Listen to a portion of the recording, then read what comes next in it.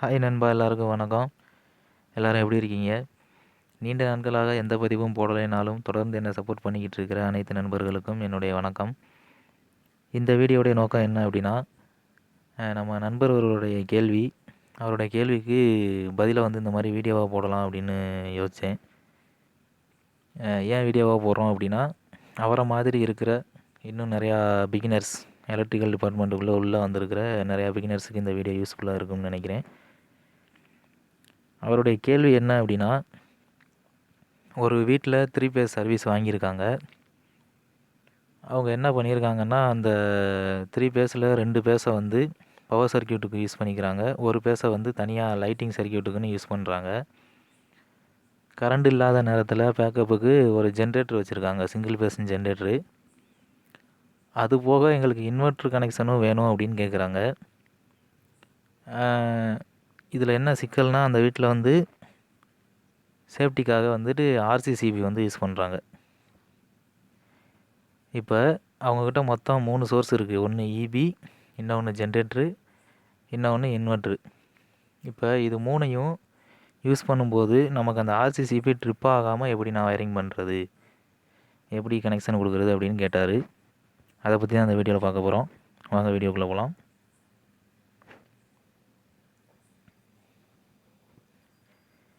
இப்போ இங்கேருந்து மெயின்லேருந்து நமக்கு இன்கமர் மெயின்லேருந்து நமக்கு 3 பேஸு ஒரு நியூட்ரல் வருது. இதுக்கப்புறம் உள்ளது எல்லாமே 3 பேஸ் டிஸ்ட்ரிபியூஷன் பாக்ஸுக்குள்ளே உள்ளது அப்படின்னு வச்சுக்கோங்க. இப்போ இது என்ன அப்படின்னா, MCCB ப்ளஸ் RCCB இது ரெண்டும் சேர்ந்து ஒர்க் ஆகக்கூடிய ஒரு டிவைஸ் இது. இதுக்கு பேர் RCBO அப்படின்னு சொல்லுவாங்க. அதாவது residual current circuit breaker with over current protection அப்படின்னு சொல்லுவாங்க. நம்ம தனித்தனியாக MCCB தனியாகவும் RCCB தனியாகவும் கூட வச்சுக்கலாம். ஆனால் ரெண்டையும் சேர்த்தே ஒரு டிவைஸ் நமக்கு கிடைக்கிது. ஸோ அதை எடுத்துக்கலாம். இப்போ நமக்கு மெயின்லேருந்து இன்கம் வந்துருச்சு. RCCBலேருந்து அவுட் எடுத்து ஒரு ரோட்ரி சுவிட்சுக்கு கொடுக்குறோம். 3 பேஸ் டிபினாலே உங்களுக்கு ஹவுஸ் ஒயரிங் உள்ளது ரோட்ரியோடு தான் வரும். ரோட்ரியோடு வாங்குறதுனால வாங்கிக்கலாம், தனியாக வாங்குறதுனால வாங்கிக்கலாம். நமக்கு ரோட்ரி கண்டிப்பாக தேவை, அதனால் ரோட்ரிக்கு ஃபஸ்ட்டு கொடுக்குறோம். ரோட்ரியிலேருந்து அவுட் எடுத்து பி பேஸையும் ஒய் பேஸையும் நான் பவர் சர்க்யூட்டுக்கு யூஸ் பண்ணிக்கிறேன். அவர் சொன்ன மாதிரி 2 பேஸை பவர் சர்க்யூட்டுக்கு யூஸ் பண்ணுறோம். பவர் சர்க்யூட்ஸுக்கு போகுது. ஒரு பேஸ் மட்டும் பார்த்திங்கன்னா லைட்டிங் சர்க்யூட்டுக்காக யூஸ் பண்ணுறோம். அப்படி யூஸ் பண்ணும்போது இப்போ RCCB இருக்குது, நமக்கு ஒரு 3 சோர்ஸ் இருக்குது. இப்போ எப்படி வயரிங் இந்த மாதிரி வயரிங் தேவைப்படுற இடங்களில் வீட்டு வயரிங் எப்படி இருக்கணும்னா, பவர் சர்க்யூட்ஸுக்கு தனியாக ஃபேஸ் நியூட்ரல் போகணும், லைட்டிங் சர்க்யூட்டுக்கு தனியாக ஃபேஸ் நியூட்ரல் இழுத்துருக்கணும். வயர் இழுக்கும் போதே, அதாவது நம்ம நார்மலாக எப்படி இழுப்போம் அப்படின்னா, ஒரு சர்க்யூட் அப்படின்னா ஃபேஸு, நியூட்ரலு, ஒரு எர்த்து, ஒரு UPS அப்படி தான் நார்மலாக எல்லோரும் இழுப்போம்.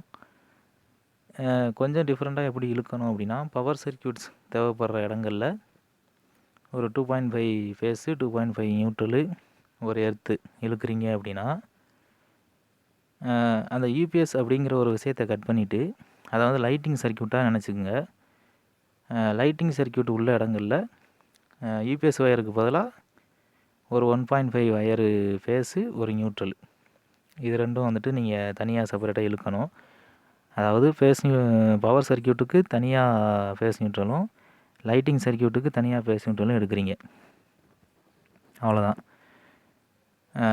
எப்பயும் பண்ணுற ஒயரோட இன்னொரு ஒயர் எக்ஸ்ட்ரா வரும். அது தேவையான இடங்களில் மட்டும்தான் அந்த மாதிரி பண்ண போகிறீங்க.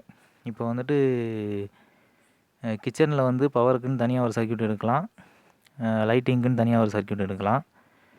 அதே மாதிரி பெட்ரூமில் நம்ம யூஸ் பண்ணக்கூடிய ஃபேனு, லைட்டு, சார்ஜ் போடக்கூடிய ப்ளக்கு, இதுக்கெலாம் லைட்டிங் சர்க்யூட்டை இழுத்துக்கிட்டு, பாத்ரூம் ஹீட்ரு இல்லை ஒரு அயன் பாக்ஸ் போடுற மாதிரி ஒரு பவர் ப்ளக்கு, ஒரு 1-2 பவர் ப்ளக்கு ப்ளஸ் பாத்ரூம் ஹீட்ரு, இதெல்லாம் பவர் சர்க்யூட்டாக நீங்கள் எடுத்துக்கலாம்.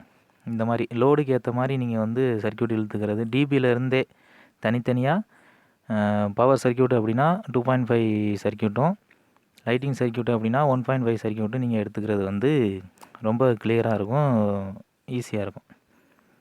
இந்த மாதிரி சோர்ஸ் எல்லாம் நீங்கள் யூஸ் பண்ண போகிறீங்க, ஆர்சிசிபி வைக்க போகிறீங்க அப்படின்னா இந்த மாதிரி செப்பரேட்டாக தனித்தனியாக பேஸ் நியூட்ரல் இழுத்தா தான் கரெக்டாக இருக்கும். ஸோ அந்த மாதிரி இழுத்து வச்சுருக்கிற ஒரு வீட்டில் எப்படி இப்போ கனெக்ஷன் கொடுக்குறது அப்படிங்கிறத பற்றி பார்ப்போம். இப்போ நமக்கு வந்து 2 பேஸை வந்து பவர் சர்க்யூட்டுக்கு யூஸ் பண்ணிட்டோம். இந்த 3வது பேஸை எப்படி கனெக்ட் பண்ணுறோம் அப்படிங்கிறது தான் விஷயம். ஏன்னா இந்த பேஸில் தான் நமக்கு வந்துட்டு ஜென்ரேட்டரும் கனெக்ட் ஆகுது, இன்வெர்ட்டரும் கனெக்ட் ஆகுது. ஸோ அதுக்கு வந்து நம்ம ஒரு சேஞ்ச் ஓவர் வந்து யூஸ் பண்ணுறோம். இது வந்துட்டு எம்சிபி டைப்பு 4 போல் சேஞ்ச் ஓவரு. நமக்கு தேவை வந்து 2 போல் சேஞ்ச் ஓவர் தான். நான் இமேஜ் இல்லை, அதனால் இதை எடுத்துக்கிட்டேன். அதனால் நம்ம வந்து இதில் 2 போலை மட்டும்தான் யூஸ் பண்ணுறோம். 2 போல் டம்மியாக தான் இருக்குது. இப்போ எப்படி கனெக்ட் பண்ணுறோம் அப்படின்னு பார்த்தீங்கன்னா, ஆர் பேஸை எடுத்து வந்துட்டு இன்வெர்ட்டருக்கு வந்து கொடுக்குறோம். இன்வெர்ட்டருக்கு சார்ஜ் ஏறுறதுக்குன்னு ஒரு சாக்கெட் வந்து வச்சுருப்போம் இல்லையா, அந்த சாக்கெட்டுக்கு வந்து ஆர் பேஸை டைரெக்டாக கொடுக்குறோம். நியூட்ரல் வந்து காமன் நியூட்ரலே எடுக்கிறோம். அதாவது இந்த நியூட்ரல் வந்து எதுக்கு அப்படின்னா, இந்த பவர் சர்க்யூட்டு இதுகளுக்கெல்லாம் உள்ள ஒரு காமன் நியூட்ரலு. அதிலிருந்து நான் ஒரு நியூட்ரல் எடுத்து இந்த இன்வெர்ட்டருக்கு வந்து கொடுத்துட்டேன். இந்த ஆர் பேஸை வந்து கொடுத்துட்டோம். இந்த இன்வெர்ட்டரோடைய அவுட்டு நம்ம எடுக்கிறோம் இல்லையா, அதை எடுத்துகிட்டு வந்து சேஞ்ச் ஓவருடைய இன்கம்மர் 1 அதில் கொடுத்துட்றோம். டிஜியோடைய ஃபேஸ் நியூட்ரல் எடுத்து கொண்டாந்து இன்கம்மர் 2ல் கொடுத்துட்றோம். இப்போ சேஞ்ச் ஓவருடைய அவுட்டை எடுத்து நீங்கள் டைரெக்டாக லோடுக்கு வந்து கொடுக்குறீங்க டு லைட்டிங் சர்க்யூட்ஸு. இந்த லைட்டிங் சர்க்யூட்டுக்குன்னு தனியாக ஒரு நியூட்ரல் லிங்க் யூஸ் பண்ணி, லிங்க்கு டிபியில் இருந்தாலும் சரி, இல்லை டைரெக்டாக நம்ம லூப் அடித்தாலும் சரி, ஒன்றும் பிரச்சனை இல்லை.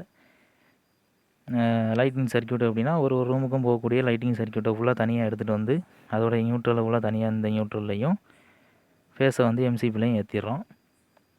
இங்கே வந்து பவர் சர்க்யூட்ஸ் எங்கே இருக்கோ அதோடைய ஃபேஸ் நியூட்ரல்லாம் எடுத்துகிட்டு வந்துட்டு நியூட்ரலை வந்து இந்த நியூட்ரல் லிங்க்லையும் ஃபேஸை வந்து எம்சிபிலையும் கொடுத்துக்கலாம். இப்போ நம்ம இந்த சேஞ்ச் ஓவர் வந்து இன்கம்மர் 1ஓட கனெக்ட் பண்ணும்போது நமக்கு வந்து லோடு வந்து இன்வெர்ட்ரு வழியாக வந்து நமக்கு சப்ளை கிடச்சிக்கிட்டு இருக்கும் லைட்டிங் சர்க்யூட்டுக்கு.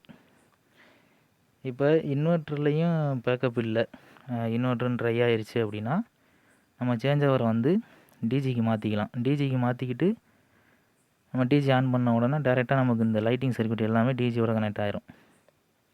ஸோ நமக்கு இந்த ஆர்சிசிபிலேருந்து வரக்கூடிய அவுட் வந்து நீங்கள் இன்வெர்ட்ரு யூஸ் பண்ணிங்கன்னா இன்வெர்ட்ரு வழியாக போயிட்டு க்ளோஸ் ஆயிரும்.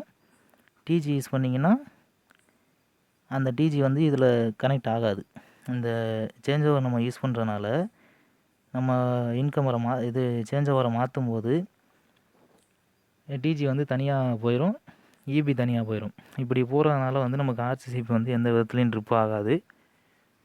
ஸோ ஆர்சிசிபி ட்ரிப் ஆகாமல் பண்ணணும்னா இப்படி தான் பண்ணணும். இது ஒரு வகையான கனெக்ஷனு. அதாவது இன்வெர்ட்டருக்கு கொடுத்து இன்வெர்ட்டரோட அவுட் எடுத்து சேஞ்ச் ஓவரில் கொடுத்து அதுக்கப்புறம் நம்ம வந்துட்டு அவுட் எடுத்து லைட்டிங் சர்க்யூட்டுக்கு கொடுக்குறது. இதையே நம்ம இந்த மாதிரியும் பண்ணிக்கலாம். அதாவது வேறு ஒன்றும் இல்லை, அந்த பேஸை எடுத்து அந்த 3 பேஸில் ஒரு பேஸை நம்ம தனியாக லைட்டிங்க்கு எடுக்கிறோம் இல்லையா, இந்த பேஸை டைரெக்டாக எடுத்து சேஞ்ச் ஓவரில் கொடுக்குறது. டிஜி எடுத்து செகண்ட் இன்கம்மரில் கொடுத்துட்றோம். இந்த சேஞ்ச் ஓவருடைய அவுட்டை எடுத்து இன்வெர்ட்டருக்கு கொடுத்து இன்வெர்ட்டருடைய அவுட்டை எடுத்து டைரெக்டாக லைட்டிங் சர்க்யூட் கொடுக்குறது. இப்படி கொடுக்குறனாலையும் எந்த பிரச்சனையும் கிடையாது. ஏன்னா எப்படி பார்த்தாலும் நமக்கு வந்து டிஜியோடைய ஃபேஸ் நியூட்ரல் வந்து தனியாக தான் வந்துடும். சேஞ்ச் ஓவர் அந்த நம்ம மாற்றும் போது வந்துட்டு அது வேறு எது கூடயும் கனெக்ட் ஆகாது. லோடு கூட கனெக்ட் ஆகும். லோடு கூட கனெக்ட் ஆகும்போது நமக்கு லோடு வந்து தனியாக ஃபேஸ் நியூட்ரல் இருக்கிறதுனால அது ஆர்சிசிபி எந்த விதத்துலையும் பாதிக்காது. ஸோ வந்துட்டு ட்ரிப் ஆகாது. இந்த மாதிரி மாற்றி கொடுக்குறதுனால நமக்கு என்ன பெனிஃபிட் அப்படின்னு கேட்டிங்கன்னா, இப்போ வந்து பவர் வரும்போது பவர் வழியாக இன்வெர்ட்டருக்கு சப்ளை வந்துட்டு போய்கிட்டு இருக்கு.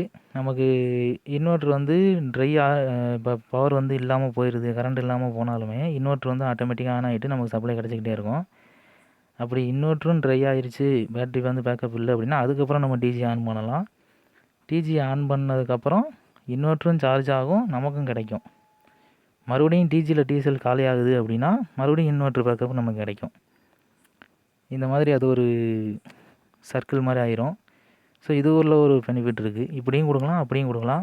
ஆனால் எப்படி கொடுத்தாலும் இந்த மாதிரி சேஞ்ச் ஓவர் வச்சு லைட்டிங் சர்க்யூட்டுக்குன்னு தனியாக ஃபேஸ் நியூட்ரல் இழுத்துருந்தீங்க அப்படின்னா எந்த விதத்துலையும் ஆர்சிசிபியை பாதிக்காது, ஆர்சிசிபி ட்ரிப் ஆகாது.